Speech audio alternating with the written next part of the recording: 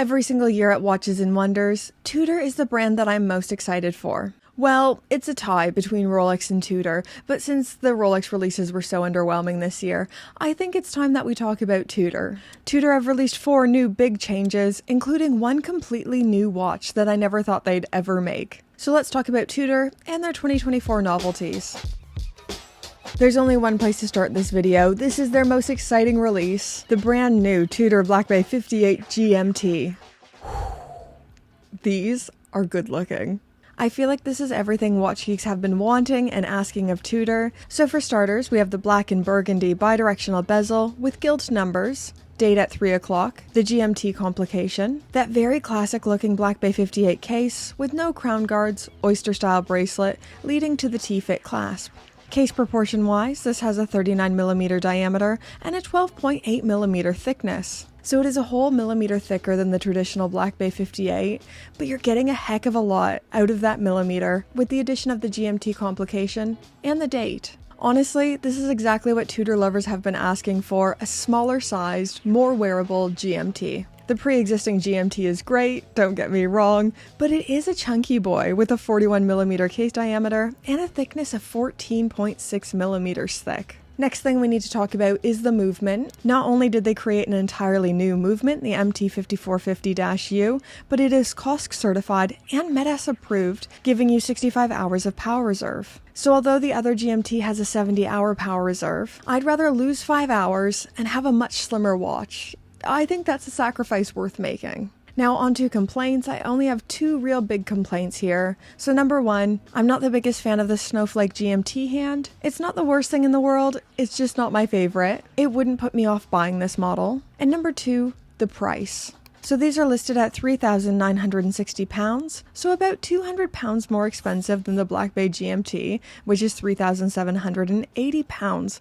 My best guess is you're paying for that extra certification with the MEDAS, as the Black Bay GMT is not MEDAS certified. But other than that, I really struggle to find something negative to say about these. For me, this is the star of the Hans Wilsdorf Foundation this year, something actually new, something people actually want. I feel like they're kind of trolling us a bit by not giving us a Coke version of the GMT Master 2 and giving us a Tudor instead. But honestly, I'm here for it.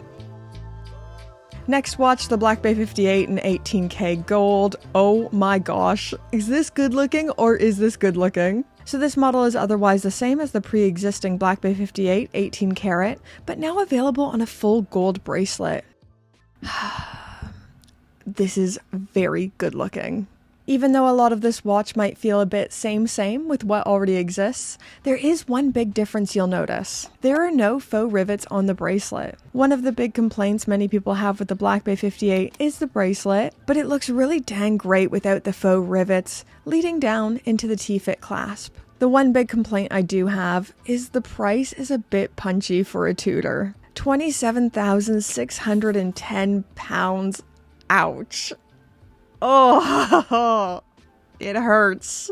Now, I'm not saying a full gold watch should be cheap. It absolutely shouldn't be, but I think I would price it just a wee bit lower. Before we move off the Black Bay 58, one of my great disappointments of this year is that the stainless steel Black Bay 58 didn't get the T-fit clasp upgrade. I really thought they wouldn't be able to do another year on that old clasp, and I wish... It's such a popular model for Tudor. I wish they would upgrade that clasp and make it the Black Bay standard.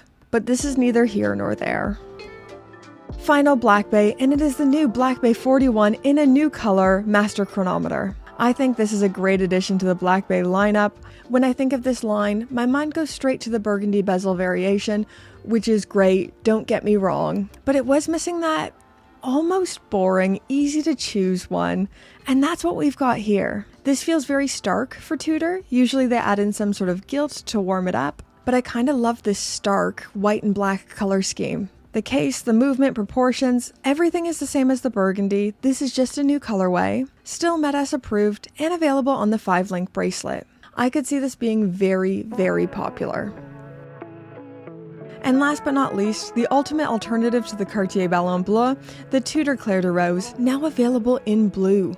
Now, I know most of my viewers are men, and the watch industry in general is dominated by men, but it's foolish to not recognize how important the female market is. This is so pretty, and in my humble opinion, the best looking model in the lineup. No upgrades made to the movement or case proportions, which I find very disappointing. I'd love to see these getting a Tudor in-house caliber, but absolutely nothing wrong with an off-the-shelf movement. This is one I'd buy for the girl who isn't as much into watches and would maybe wear one for special occasions, or wanted one she could wear to work and would transition easily well into evening. Someone like my sister would be perfect for this, and I know it would be something that's really special for her. She'd take it out at special occasions and really baby it, you know? I actually need to try one of these on. I could see myself really liking a 30mm little dressy watch for me.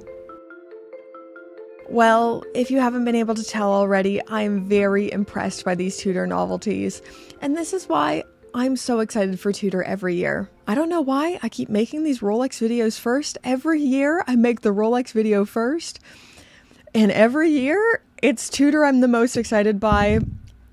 In fact, if you haven't seen my Rolex video yet, just ignore it. Just watch this one. This is this is all you need. Tudor knocked it out of the park, and I think their big winner is the Black Bay 58 GMT. We've been crying out for a more wearable GMT for a while now, and Tudor has listened. I haven't been able to find anything big that's been discontinued. The P01 is still with us, all of the FXD models, so it must just be a few colorways of something has been discontinued. Let me know in those comments down below if you've noticed something big that is now off catalog. I'd love to hear about it. I'd love to know. And yeah, I would just love to hear your thoughts about these in general. Leave it in those comments down below. More Watches and Wonders more Watches and Wonders content to come, probably tomorrow. I'm going to try to post every day, but that might be unrealistic. But more content is coming. And now let's thank the gorgeous, fabulous, amazing, never done anything wrong in their lives ever Pope tier patrons.